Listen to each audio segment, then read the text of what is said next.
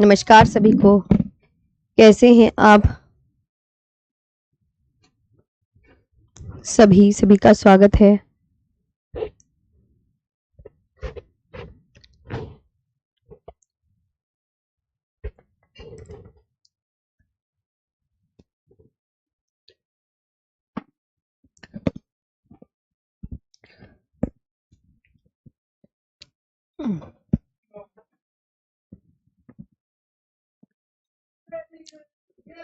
जल्दी से आ जाएंगे सभी और आज का प्यारा सा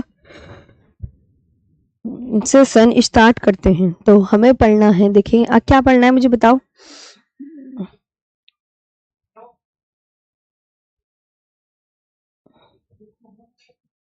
हमने लास्ट क्लास में पढ़ा था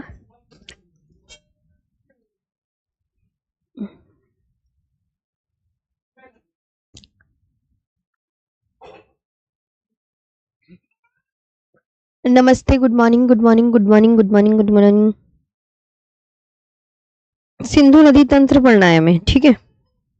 चलो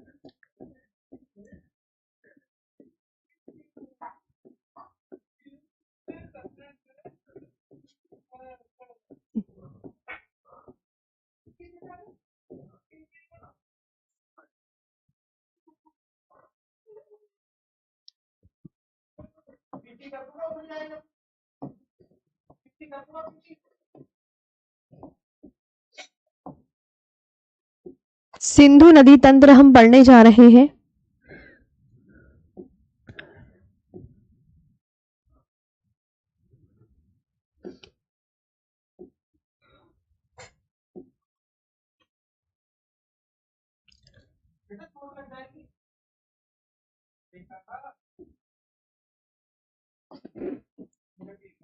मैंने कहा सिंधु नदी भारत से निकलती है या तिब्बत से, पहले तो आप ये बात याद रखेंगे। तो ये आप बहुत अच्छे से याद रखना, ये निकलती है तिब्बत से। ये है तिब्बत। अब एग्जामिनर ये पूछेगा, तुम्हें ये तो पता चल गया बच्चों कि भारत सिंधु नदी कहां से निकल रही है, भारत से निकल रही है या तिब्बत से, इतना तो तुम्हें आ गया समझ में। फिर मैंने आपसे कहा कि भैया ये किस झील से निकलती है, तब आपका आंसर क्या होगा अब ये बताओ। मानसरोवर झील से।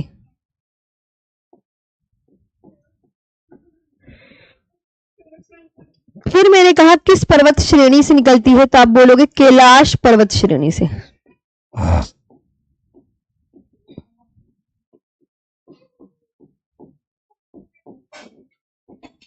फिर पूछेंगे किस ग्लेशियर से निकलती है,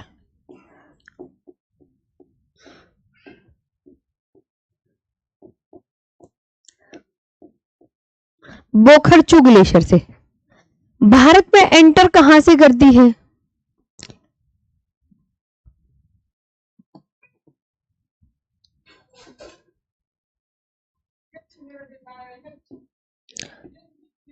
दमचोक से।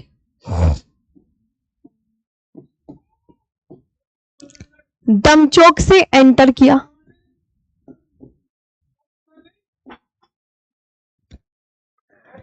और किस पर्वत श्रेणी से काटा,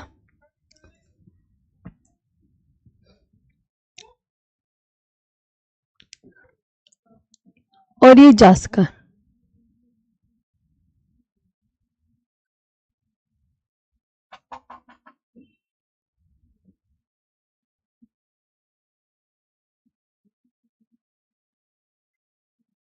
ठीक है। लद्दाख श्रेणी को काटा, लद्दाख जास्कर श्रेणी के समानांतर, और यहां से इन्होंने निकास किया एग्जिट चिल्लास से।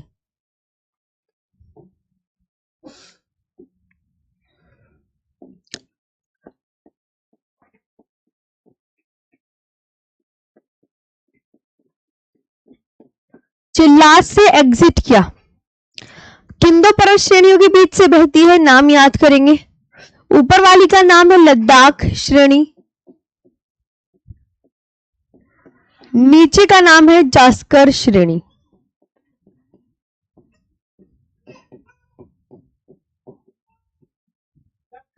तो इससे ये गाय एंटर किया।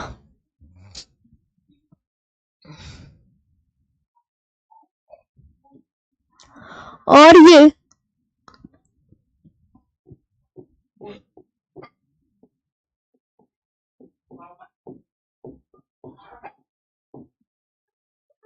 अरेबियन सी में यानी अरब सागर में अपना जल गिराते हैं।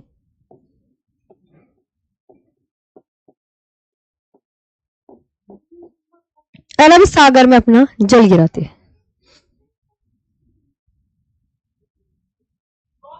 तो ये आपको बहुत अच्छे से ध्यान रख, देखा आपने। अब यही बातें पीडीएफ में लिखी हुई होती हैं बच्चों, यही बातें पीडीएफ में। देखो आप कैसे कहोगे मैम, मैंने कहा सिंधु नदी किस देश से निकली, तो भैया तिब्बत से निकली। अब तिब्बत की कौन सी झील से निकली?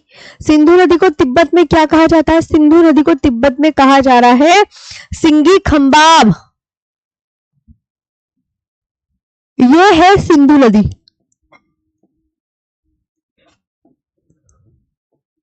सिंधु नदी, सिंधु नदी का जो तिब्बती नाम है,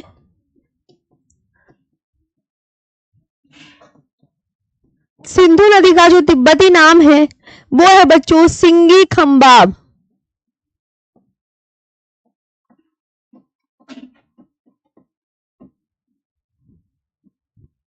सिंगी खंबाब नाम है सिंधु नदी का, तिब्बती नाम सिंगी खंबाब। अब पीडीएफ में आपको यही मिलेगा, गौर करें।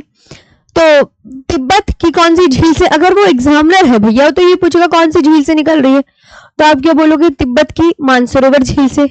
मैंने कहा किस पर्वत श्रेणी से निकलती है, तो आप बोलोगे कैलाश पर्वत श्रेणी से। फिर मैंने पूछा किस ग्लेशियर से निकलती है, तो आप बोलोगे मैम बोखर चू ग्लेशियर से निकलती है। मैंने कहा भारत में जो सिंधु नदी है वो किस स्थान से एंटर करती है, तो आप क्या बोलोगे? दमचौक नामक स्थान से एंटर करती है। सिंधु नदी किस श्रेणी को काटती है, तो लद्दाख श्रेणी को काटती है। और किन दो पर्वत श्रेणियों के बीच से बहती है, तो आप यहां बोलोगे लद्दाख और जास्कर पर्वत श्रेणियों के बीच से बहती है। और ये सिंधु नदी कहां से एग्जिट करती है, तो चिल्लास नामक एक स्थान से एग्जिट करती है। और अपना जो मुहाना, मुहाने का मतलब नदी अंतिम रूप से अपना जल कहाँ गिराती है, तो नदी अपना जल अंतिम रूप से गिराती है कहाँ? अरब सागर में। कल मेरी तबीयत ठीक नहीं थी इसलिए मेरी क्लास नहीं हुई है, ये ध्यान रखना। हाँ,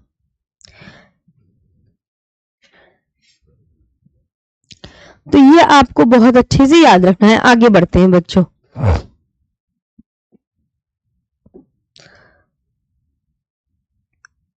ये सीक्वेंस तो याद होगा या भूल गए? हिमालय पढ़ा था मैंने, क्या बताया था? काराकोरम, लद्दाख, जास्कर, पीर पंजाल और धौलाधार, ये बता था। तो यहां याद रखेंगे लद्दाख है, ये जास्कर, ये पीर पंजाल,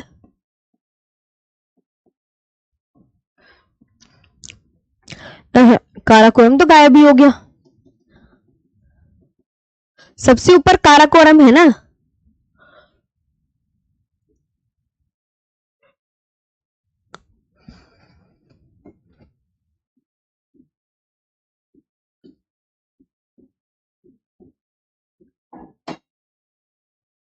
ये काराकोरम,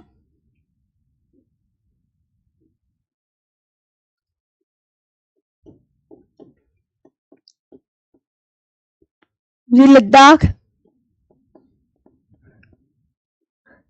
ये वाला जास्कर,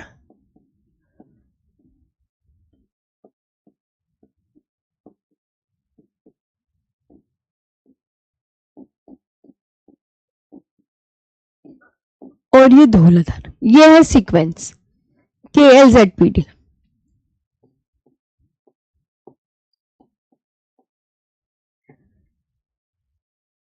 ये सीक्वेंस, तो सिंधु नदी इन दोनों में से कौन सी इनके नीचे से बह रही है? तो आप याद रखेंगे वो लद्दाख और जास्कर पर्वत श्रेणियों के बीच से बहती है। आगे यहां पर बात रखेंगे ध्यान,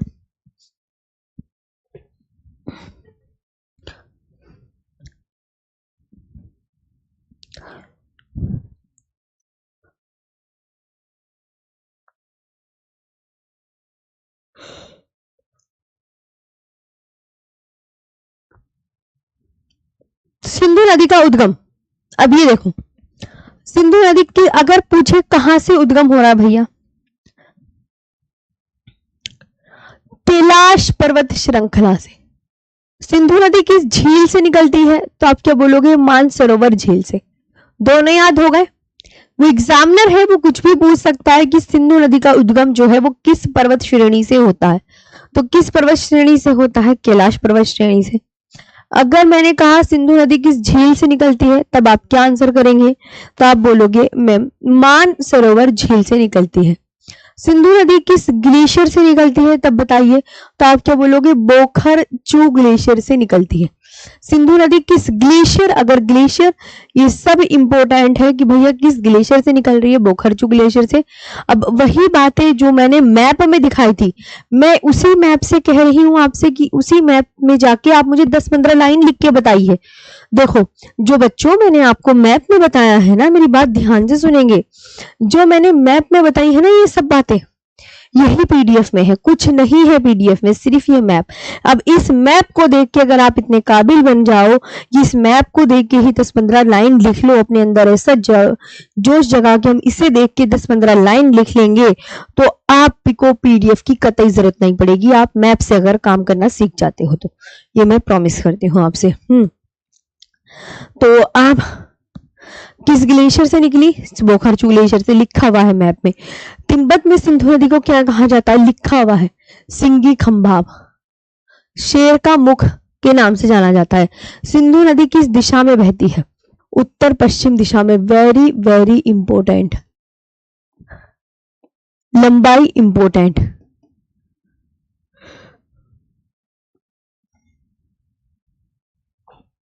किन दो पर्वत श्रेणियों के बीच से बहती है? बहुत इंपॉर्टेंट, मैप में दिखाया है। सिंधु नदी किस श्रेणी को काटती है? वेरी इंपॉर्टेंट, लद्दाख श्रेणी को काटती है ना? किस श्रेणी को काटती है? लद्दाख श्रेणी को। तो ये तो आपको ऑलरेडी उसी में ही है, पीडीएफ में, वो आपको जो मैंने मैप बनाना सिखाया था, ये वही की बातें हैं। तो इस सिंधु नदी को तिब्बत में क्या कहते हैं? सिंगी खंबाब। किस दिशा में बहती है? तो आप बोलोगे मैम ये देखो उत्तर पश्चिम दिशा में बहती है, ऐसी तो निकलती है। तो ये उत्तर और पश्चिम।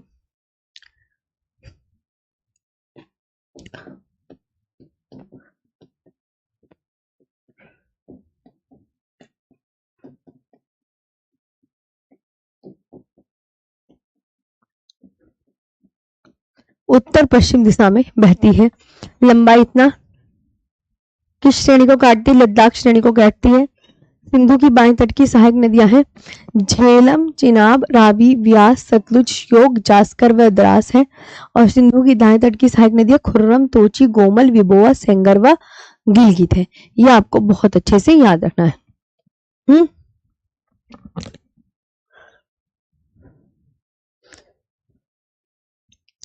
सिंधु नदी के दाएं तट पर स्थित शहर।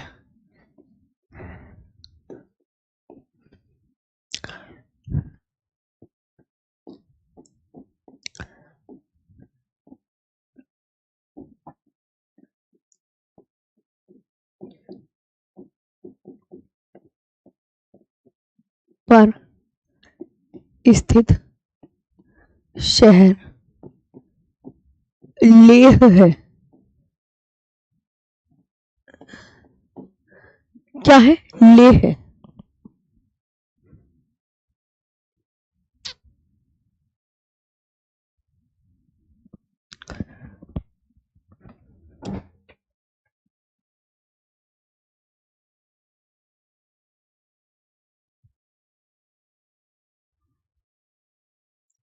ये सिंधु नदी है।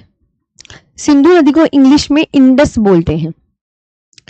ये सिंधु नदी, ये सिंधु नदी देखो अभी बह किधर को रही है, इधर को। तो हम अपने दोनों हाथ कैसे कर लेंगे, ऐसे। तो मेरा ये सीधा हाथ उधर इधर है ना, और बायां हाथ इधर है। तो आपको पता चलिए कौन से बाएं तट की, कौन से दाएं तट की। आप बोलोगे यस मैम, हमें यहाँ पर क्लियर हो गया है, इधर वाली बाएं तट की सहायक नदियां हैं, है ना, और इधर वाली दाएं तट की, इधर वाली दाएं तट की, है ना। तो ये देखो झेलम, ये नदी देखो इधर झेलम, कोई भी नदी सिंधु नदी से नहीं मिल रही। ध्यान दो, मैप से ही अगर चीजें याद करने लगे ना तो पीडीएफ की आपको जरूरत नहीं पड़ेगी। मैं कहती हूँ मैप से याद करना सीखो आप। झेलम आप गौर करो किसमें मिल रही है, अपने आप गौर करो। इधर देखो बोर्ड पर, देखो सभी बच्चे, मैं बता रही हूँ, इधर देखो बोर्ड पर झेलम नदी किसमें मिल रही है। तो यू है झेलम नदी, झेलम नदी मिल रही है चेनाब नदी में। ये है चेनाब नदी, ऊपर से झेलम नदी मिल गई। ये है रावी नदी, रावी नदी भी जाके भैया चेनाब में मिल गई। ये है व्यास नदी, व्यास नदी जो है ये सतलुज नदी आ रही तिब्बत की राकस्ताल झील से। तो ये व्यास नदी इसमें मिल गई सतलुज में, और ये आगे चल के ये भी मिल गई सारी चिनाब नदी में।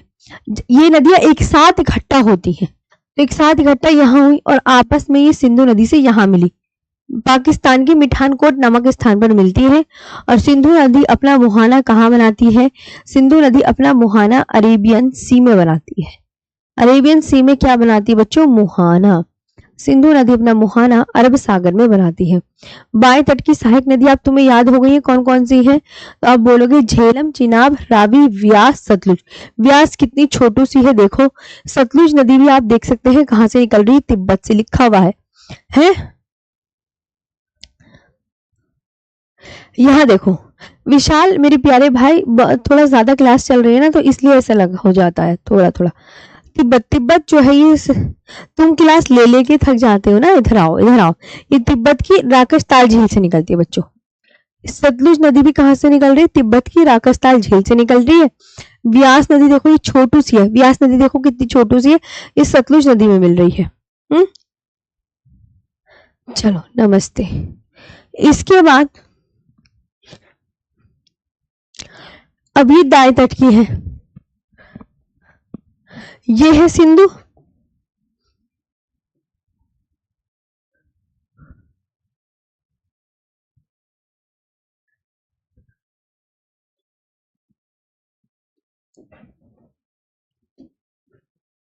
और इसकी दाएं तट की सहायक नदियां गिलगित, काबुल, खुर्रम, तोची, कोमल, ये है। ये गिलगित,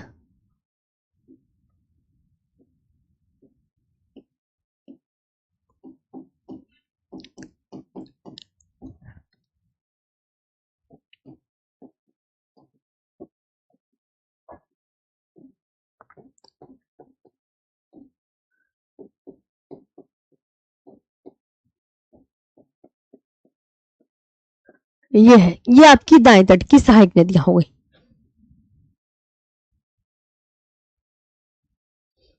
ये आपको ध्यान रखना है।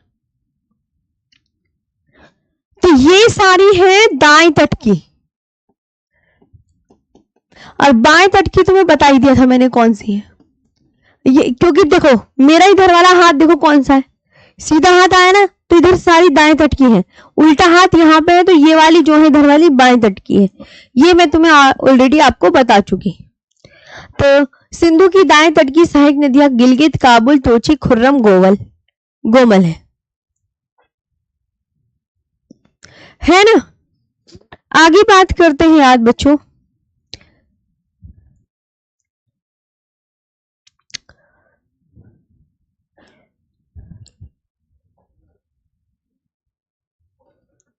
तो ये सिंधु की बाएं तट की और दाएं तट की सहायक नदियां एक बार ये पढ़ लो। सिंधु की बाएं तट की सहायक नदियां क्या है बोलो यहाँ पर, तो सिंधु की बाएं तट की सहायक नदियां झेलम, चिनाब, रावी, व्यास, सतलुज, श्योक, जास्कर व द्रास है। और सिंधु की दाएं तट की सहायक नदियां हैं खुर्रम, तोची, गोमल, विबोआ, सेंगर व गिलगित है। ये आपको बहुत अच्छे से याद रखना है। तो बाएं और दाएं तट की सहायक नदियां याद कर ली, मैंने आपको दिखा भी दी है। अब पंचरत्न नदी, पंजाब की 5 नदियों को कहा जाता है। पहली बात बताओ कि किस स्टेट की नदियों को पंचरत्न नदी कहा जाता है? तो आप क्या बोलोगे? तो पंजाब की 5 नदियों को कहा जाता है। किसको कहा जाता है बच्चों? पंजाब की 5 नदियों को। वो दमचोक होगा मैम।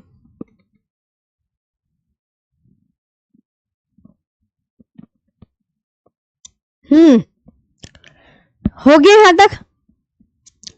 वो 5 नदियां कौन सी हैं ये बतानी है। तो जितने भी गंगा की बाएं तट की सहायक नदियां हैं, वही जितनी भी गंगा की, हाँ जितनी भी गंगा की बाएं तट की सहायक नदियां हैं वही पंचरत्न नदियां हैं। तो झेलम, चिनाब, रावी, व्यास और सतलुज। झेलम, चिनाब, रावी, व्यास और सतलुज। सिंधु नदी अपना मुहाना कहाँ बनाती है? अपना मुहाना अरब सागर में बनाती है। वॉइस सही नहीं चल रहा, वॉइस में क्या दिक्कत है ये बताओ।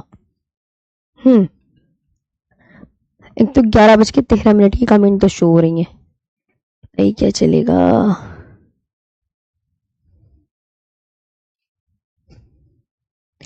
ओके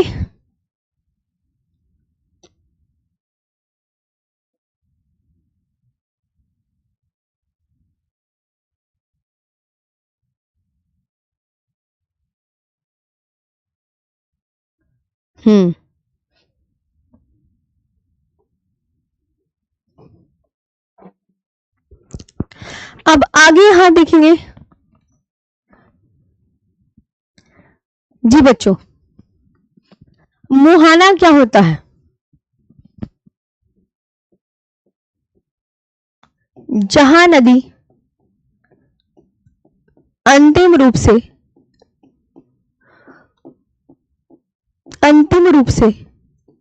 अपना जल गिराती है।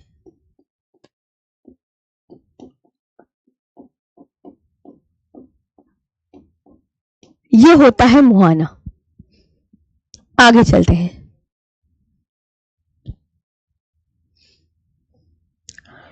सिंधु नदी जल समझौता बहुत इंपॉर्टेंट।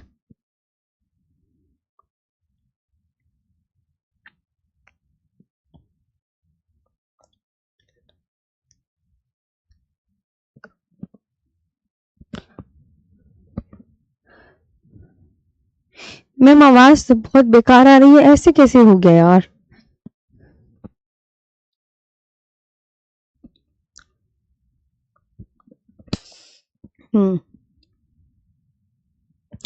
कल मेरी क्लास नहीं हुई थी। सिंधु नदी जल समझौता कब हुआ था ये बताओ, सन वेरी इंपॉर्टेंट।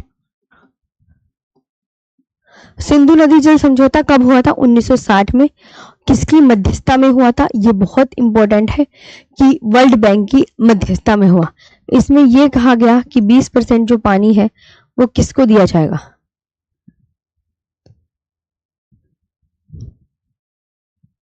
कि 20% जो पानी है वो भारत की ओर और 80% पानी पाकिस्तान को प्राप्त होगा। ये बहुत अच्छे से याद रखना। भारत को कितने परसेंट? मुझे कमेंट सेक्शन में बताते चलो, मुझे सभी बच्चे कमेंट सेक्शन में बताते चलो कि 20% पानी भारत को और 80% जो पानी है वो पाकिस्तान को प्राप्त होगा। पूर्वी नदियां कौन कौन सी हैं ये बता दीजिए।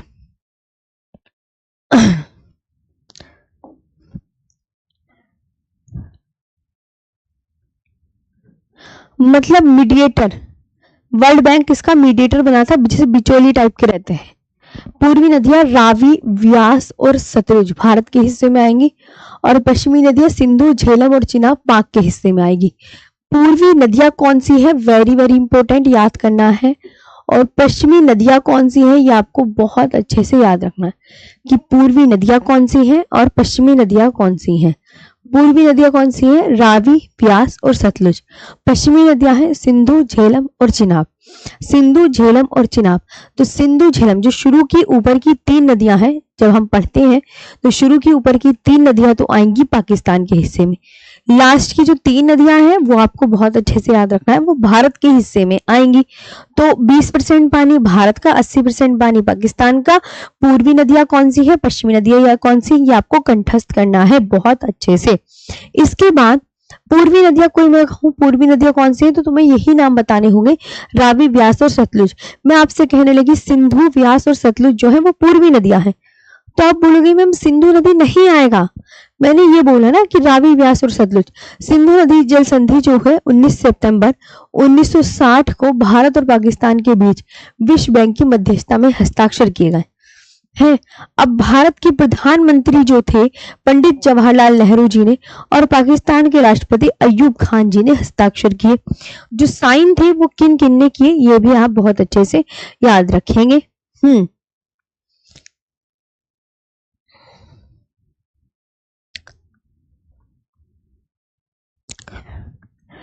तो पहली तो पूर्वी नदी आपको याद होगी, आप रावस करके शुरू के वर्ड याद कर लेना, है ना। और सिंधु नदी जल समझौता में साइन करने वाले कौन कौन थे उनके नाम देखो।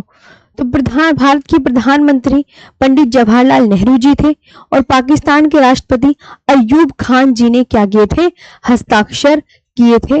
ये बात आप बहुत अच्छे से याद रखेंगे। इसके बाद दो अब तो ये आपको सिंधु नदी जल समझौता बस इतना ही था।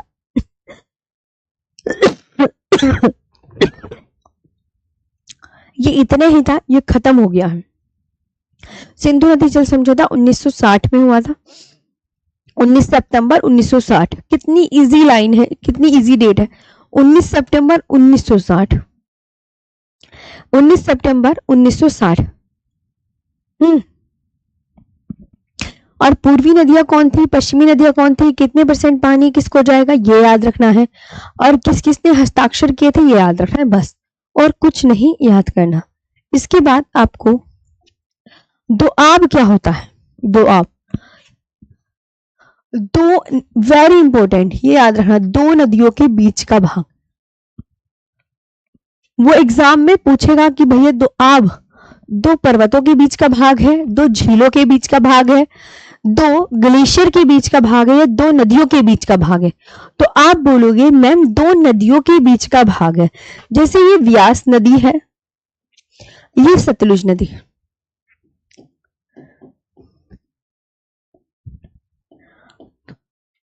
तो इन दो नदियों के बीच के भाग को दोआब कहते हैं। तो इन दो नदियों के बीच के भाग को, इन दो नदियों के बीच के भाग को क्या कहा जा रहा है, दोआब कहा जा रहा है। इसमें दोआब में आपको कुछ भी नहीं याद करना। जैसे बिष्ट दोआब है तो इसमें जैसे बी से कौन सा, बी से ब्यास और सा से सतलुज, खत्म। तो बिष्ट दोआब जो है किस किन दो नदियों के बीच के भाग होगा, तो वो आप यहीं से याद कर लोगे, आपको कहीं और जाने की जरूरत नहीं है, शुरू की लाइन ही देख लेंगे तो याद हो जाएगा कि वी से व्यास है, स से सतलुज, व्यास और सतलुज नदियों के बीच का भाग है। ब से ब्यास, र से रावी, ब्यास और रावी नदियों के बीच का भाग। र से रावी, जैसे चिनाब, रावी और चिनाब नदियों के बीच का भाग, जैसे चिनाब, जैसे झेलम नदियों के बीच का भाग। और यह है सिंध सागर दोआब, तो ये झेलम और सिंधु नदियों के बीच का भाग। ये 4 मैंने एग्जाम में देखे हैं, लास्ट वाला मैंने एग्जाम में नहीं देखा है, तो ये आप याद कर लेंगे। इन्हें याद करने की कोई जरूरत नहीं है, ये भी मैं आपसे बोले जा रही हूं। दोआब की डेफिनेशन क्या होती है, तो आप बोलोगे मैम दो नदियों के बीच का भाग। कहाँ का, दो नदियों के बीच का भाग। जैसे विष्ट दोआब है तो व्यास और सतलुज नदियों के बीच का भाग। बारी दोआब व्यास और रावी नदियों के बीच का भाग है। रचना दोआब रावी और चिनाब नदियों के बीच का भाग है। और चज दोआब चिनाब और झेलम नदियों के बीच का भाग है। इसमें आपको बिल्कुल इस पीडीएफ को तो इग्नोर कर देना, याद करने की जरूरत नहीं है, क्योंकि ये याद करने की कोई चीज ही नहीं है। मैंने बताया कि दोआब का मीन्स होता है दो नदियों के बीच का भाग। अब जैसे ये बिष्ट है तो बै से ब्यास, स से सतलुज, बै से ब्यास, र से रावी, र से रावी, जैसे चिनाब, जैसे चिनाब, जैसे झेलम। अपने आप याद हो जाएगा, मत याद करो आप, ठीक। चलिए, कोई ये थोड़ी है कि पीडीएफ में लिखा है तो हम पूरा ही याद करेंगे, ना ना, पीडीएफ को तो इग्नोर मारो बिल्कुल, कि मैडम ने हमें बस ये शुरू की वर्ड बोले ही याद करने को। रचना दोआब रावी चिनाब, बारी दोआब ब्यास रावी, ब्यास सतलुज, से सतलुज नदी तो होगी। क्लियर है? चलो, तो ये दोआब भी आपको सब याद हो गए हैं। अब एक एक करके हम झेलम नदी के विषय में पढ़ेंगे। अब इसकी सहायक नदियां पढ़ लेते हैं सिंधु की। सबसे पहले आती है झेलम नदी। झेलम नदी आपको मैप में कुछ इस तरीके से बनी हुई नजर आ रही होगी।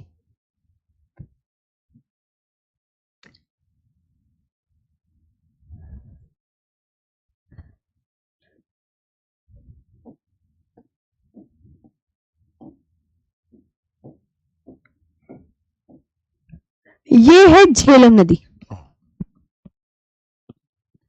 झेलम नदी का उद्गम कहां से होता है? वेरी नाग नामक स्थान से होता है। झेलम नदी कितने किलोमीटर लॉन्ग है? 725 किलोमीटर लॉन्ग है। अगर एग्जामिनर पूछे कि किस झील से निकलती है तो शेषनाग झील से निकलती है। इसकी सहायक नदियां वेरी इंपॉर्टेंट, पोहरू और किशनगंगा, पोहरू और किशनगंगा। झेलम नदी जो है, झेलम नदी चिनाब नदी से पाकिस्तान के झंग नामक स्थान पर मिलती है। कैसे? सपोज करो ये झेलम नदी है और ये चंद्रा, ये भागा नदी। ये बच्चों आपकी चंद्रा नदी, ये भागा नदी, चंद्रा और भागा नदियों के मिलने से ये मिलती हैं आपस में तंडी नामक स्थान पर। तंडी लिखना चाहिए था। चंद्रा और भागा नदी आपस में मिलती है तंडी नामक स्थान पर हिमाचल प्रदेश में, और आगे ये जो बहती है यूं ऐसे बह रही, और ऊपर से झेलम नदी चिनाब नदी में मिल गई। ऊपर से झेलम नदी चिनाब नदी में मिल गई, और ये कहां मिल गई? ये है, तो ये है झंग नामक स्थान पाकिस्तान में, तो ये यहां मिलती है। चिनाब नदी कैसे बनती है? चिनाब नदी दो नदियों के मिलने से बनती है, चंद्रा और भागा। चंद्रा और भागा दो नदियों की मिलने से बनती है, चंद्रा और भागा। चंद्रा और भागा नदियां ये हिमाचल प्रदेश में तंडी नामक स्थान पर मिलती है, और आगे इस नदी का नाम पड़ता है बच्चों चिनाब। चिनाब नदी का नाम, शुरू में चिनाब थोड़ी होता है, पहले दो नदियां मिलेंगी। तो झेलम और चिनाब नदियां जो है ये मिलती है आपस में कहां पर है? झंग नामक स्थान पर। तो ये वाली लाइन में यही बात लिखी हुई है मैप की। चाहे मैप से याद कर लो, चाहे किसी से भी याद कर लो, अब ये आपके ऊपर है। तो झेलम नदी चिनाब नदी से कहां मिलती है? पाकिस्तान के झंग नामक स्थान पर मिलती है। चिनाब नदी का जो पुराना नाम है वो क्या है? अस्किनी है ना। और चिनाब नदी कहां से निकलती है? तो चिनाब नदी में बै बकरी आ रहा है ना, तो बै बकरी से 12 लाचलाल दर्रे से निकलती है ना। और चिनाब नदी क्या है? सिंधु की सबसे लंबी सहायक नदी है। ये बात वेरी इंपॉर्टेंट। तो इसमें अब क्या देखने वाली बात है वो देख लो। सिंधु नदी का उद्गम कहां से होता है? मैंने बताया वेरी नाग नामक स्थान से या शेषनाग झील से। ठीक है, उद्गम।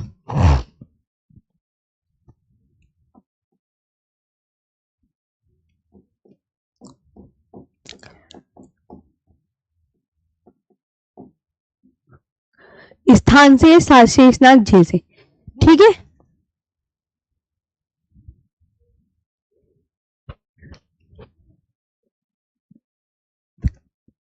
और ये कितने किलोमीटर लॉन्ग है? 725 किलोमीटर लॉन्ग है। और अगर पूछे कि भैया ये झेलम नदी किस झील से निकलती है, तब आप ये बता सकते हो ये शेषनाग झील से निकलती है। झेलम की सहायक नदियां क्या है? पोहरू और किशनगंगा है। बताओ, ये बताओ।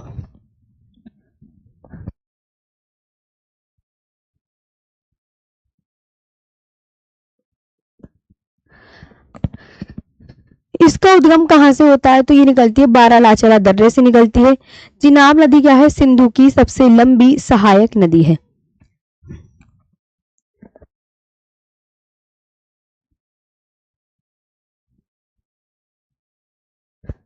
हो गया? यहां तक समझ में आया? ये इंपॉर्टेंट बातें मैंने बता दी। ये मैंने बताया कि झेलम नदी ये रही। चिनाब नदी दो नदियों के मिलने से बनती है, चंद्रा और भागा।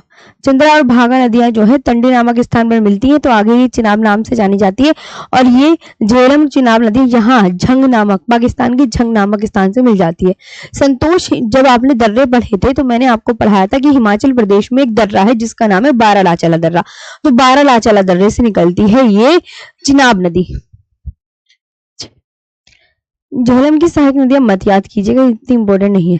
चिनाब नदी किन नदियों के मिलने से बनती है? अभी मैंने बताई ना, अभी मैंने बताया ना मैप में कि मैम ये चंद्रा और भागा दो नदियों के मिलने से बनती है।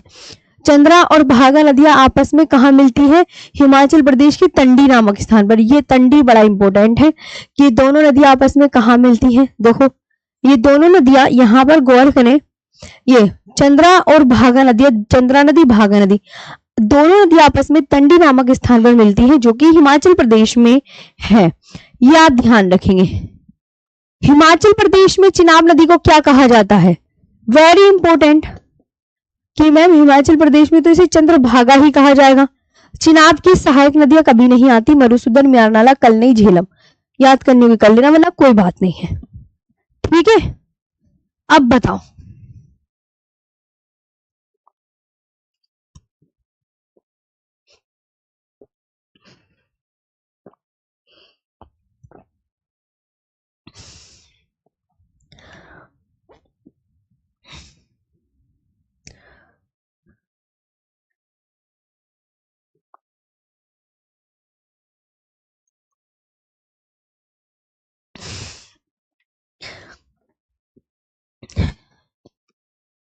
दर्रे किसे कहते हैं? दर्रों वाला चैप्टर पढ़ा नहीं था क्या सुबह जरा? है?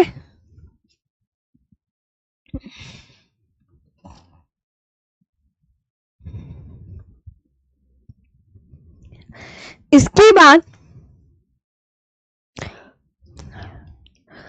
रावी नदी। क्या समझ में नहीं आया ये बताओ? मैं भी जरा बैठी हूँ, थक गई हूँ थोड़ा।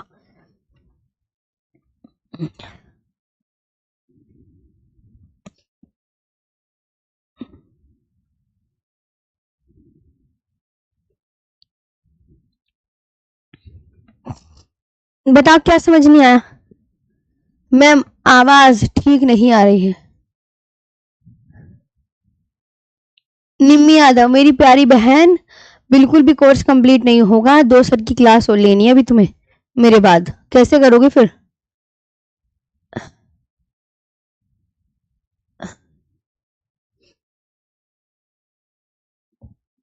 चलो रावी नदी पे बढ़ो। रावी नदी कितने किलोमीटर लॉन्ग है? रावी नदी 720 किलोमीटर लॉन्ग है। बस, हाँ कल को आपको पढ़ा देंगे ना, ब्रह्मपुत्र नदी कल पढ़ा देंगे। आज बस इतना।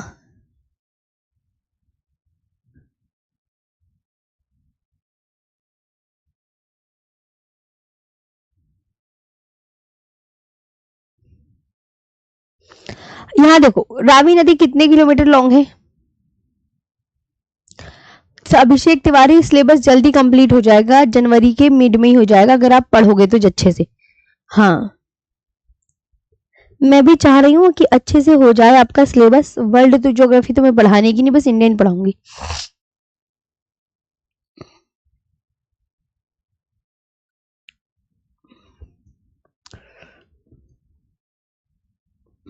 चलो, रावी नदी का जो उद्गम होता है, ये रावी नदी पहले तो 720 किलोमीटर लॉन्ग है।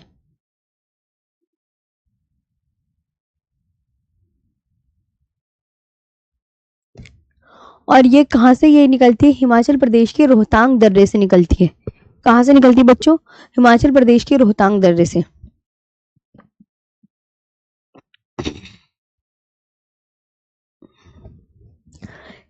रैसे रावी नदी रैसे रोहतांग दर्रे से निकलती है। इसमें जो डैम है वो चमेरा परियोजना और थीन परियोजना है। इसकी सहायक नदियां नहीं पूछी जाती। ये वेरी इंपॉर्टेंट और ये वेरी इंपॉर्टेंट। बस सहायक नदियां मत याद करना, नहीं आती। व्यास नदी 470 किलोमीटर लॉन्ग है। व्यास कुंड से निकलती है, ये इंपॉर्टेंट है। यह नदी सिर्फ भारत में बहती है, ये इंपॉर्टेंट है। और सतलुज की सहायक नदी है, ये वेरी इंपॉर्टेंट। और आज आपकी छुट्टी कर देंगे, बस अब नहीं पढ़ाऊंगी मैं ज्यादा। अब ब्रह्मपुत्र नदी तंत्र पढ़ाएंगे हम कल। ये सतलुज नदी, ये है आपकी सतलुज नदी।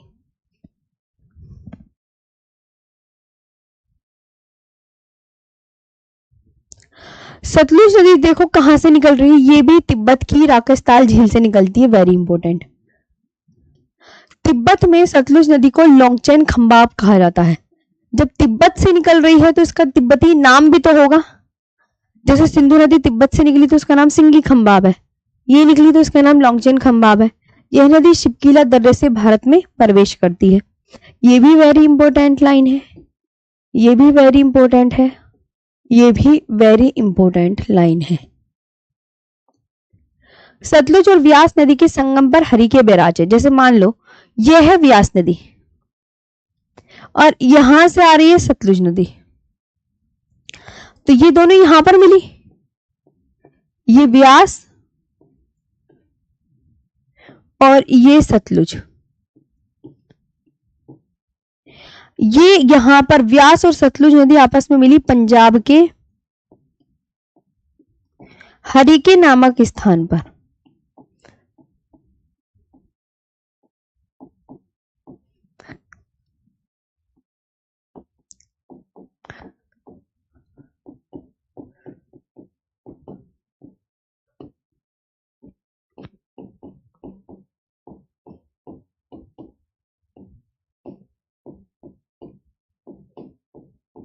ये तिब्बत की राकसताल झील से निकलती है। व्यास और सतलुज नदी यहां मिलते हैं पंजाब के हरिके नामक स्थान पर। ये आपको ध्यान रखना है। पंजाब के हरिके नामक स्थान से क्या निकाली गई है? इंदिरा गांधी नहर।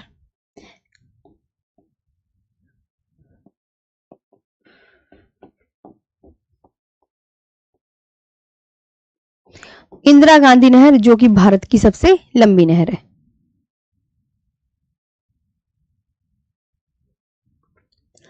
तो यहीं से सतलुज और व्यास नदी के संगम पर देखो ये रहा हरिके बैराज, ये हरिके बैराज है और यहां से इंदिरा गांधी नहर निकाली गई है। इंदिरा गांधी नहर भारत की सबसे लंबी नहर है। तो ये इंपॉर्टेंट है, ये और इसकी जो सहायक नदी है ब्यास और स्पीति तो बहुत इंपॉर्टेंट कम है। सतलुज की सहायक नदी है, सतलुज की आनी ही आनी होती है, वेरी वेरी इंपॉर्टेंट। ठीक है,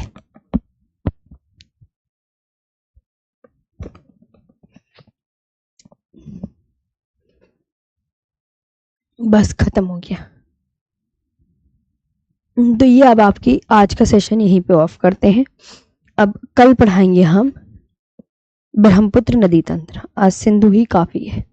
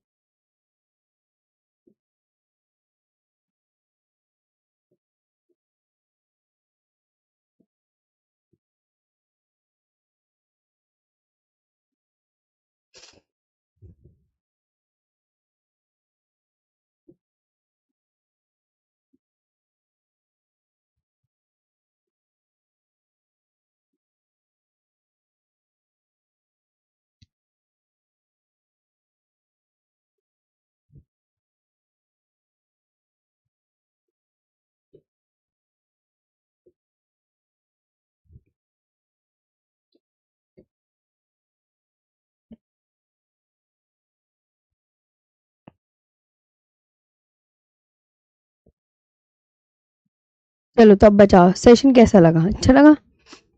अब कल ब्रह्मपुत्र नदी तंत्र होगा आपका। ठीक है, आज के लिए इतना ही। अच्छे से याद कर लें। हरिके बिराज, पंजाब में हरिके नामक एक जगह है जहाँ पे बिराज है। थैंक यू, याद कर लेना सब चीजें अब।